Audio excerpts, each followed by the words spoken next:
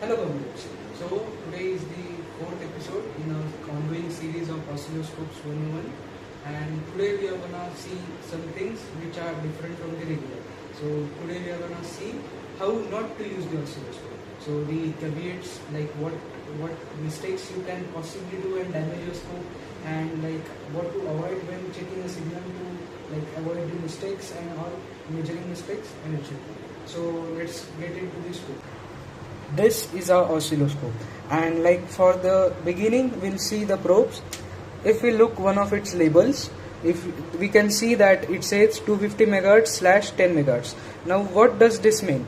So it says that in the 1x range you get the 10 megahertz bandwidth, and in 10x you get the full 250 megahertz bandwidth of this probe. And it also shows some ratings, like at 10x you can measure up to 600 volt peak to peak. No, not peak, it's peak. And at 1x you can measure up to 200 volt, and it is rated up to category 2. So this probe can measure these voltages. So here's the attenuation switch. So if we keep it at x1, though it will not attenuate the signal, it will transfer it directly to the scope internals. And if we keep it at 10, then it will reduce the signal 10 times, like the amplitude of it, not the characteristics of it. And it says here also, it's not visible, but I'll read it.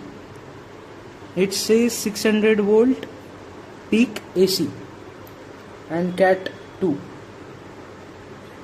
Yeah, so this was it. This was about the probes. Now we'll talk about the ground clip. So this is the basic thing about probes. It's the fundamental thing. Like if you see, this is the probe tip, this is the ground, like the ring ground, and this is the cable ground.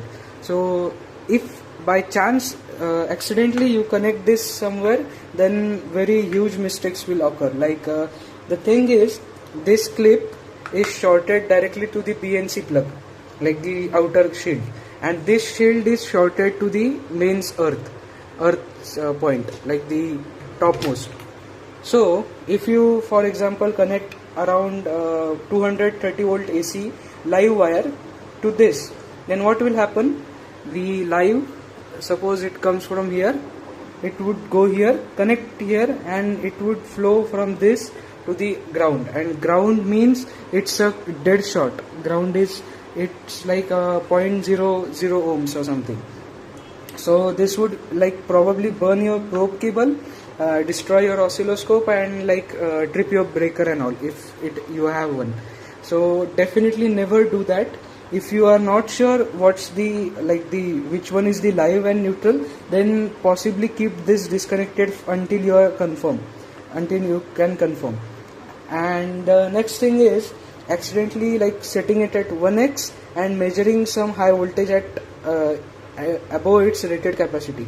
So that thing is also very dangerous. Like it can input much higher voltage at the input supply, which the ADC cannot handle, and thus you can burn out the measuring circuitry or the DSC and everything. So that is also a second thing not to do. Then is like if you are measuring some like a power supply, if we have an SMPS here, one second, I'll show you. Okay, so this is our mini SMPS circuit. So if this is the AC input and this is the DC output here somewhere. So if you try to like these things, they are isolated from each other. So if you connect one probe like the ground to the AC neutral, and another probe's ground to this DC, then you are creating a ground short between the DC and the neutral. So that would like destroy this circuitry, and it would cause a like huge current spike. It might backfeed a current into your oscilloscope as well, so it might get damaged also. So while doing this, you need to be careful. Try to get your hands on an isolated probe.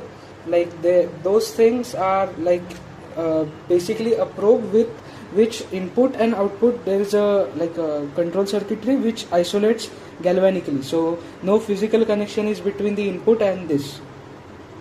Yeah, so that's the third point. And there's also one more, which is like if you are getting a signal too big of a amplitude, you have to basically set the voltage levels via this knob. So we'll see that as well. Fourth thing is, don't leave your probe always on the 1x attenuation. So like for example, this can measure up to 10 megahertz, but for example if you want to measure something higher amplitude and bandwidth, then you need to switch it to the 10x to get the full frequency output. So let's see. One thing we can do is we can turn on the wave generator and we can set the frequency to around 10 megahertz for now. So this is the gen out. We'll connect it and we'll connect the probe as well first. So it's like wobbling now because it's not set properly. We'll set it first and we'll reduce the scale as well. So as you can see, it's like behaving a wrong thing because it's not getting the proper. If we set it at 1x, you are seeing basically a ramp frequency at a very less, this is frequency of amplitude is very less due to the fact that we have not properly set the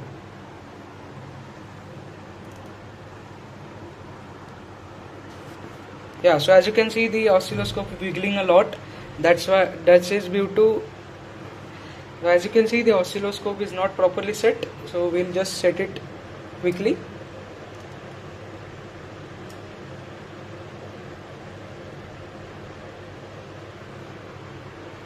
This thing is happening due to the probe being in 1x. So if we increase it towards of 10x, we'll get a lesser amplitude, but the wave gen would be proper. So we'll set it to sine.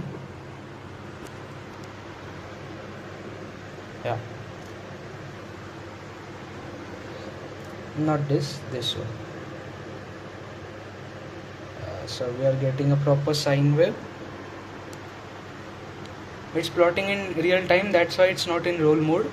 That's why the waveform is basically shifted. But that was the thing. So if you get it to 1x, you won't get the full bandwidth of the probe or the the oscilloscope internal. So it says 300 volt and category 2, this same rating. This is your outer is ground and the middle one is your signal input. So if your scope can measure a higher frequency but your probe can not measure up to this, then your higher bandwidth is wasted, and vice versa. So if your probe is 250 megahertz capable but your scope can measure only up to 100, then this capability is wasted. So that was it for the video. Hope you learned something new, and I'll be back with a new video next week. So thank you for watching. Have a good day. Bye.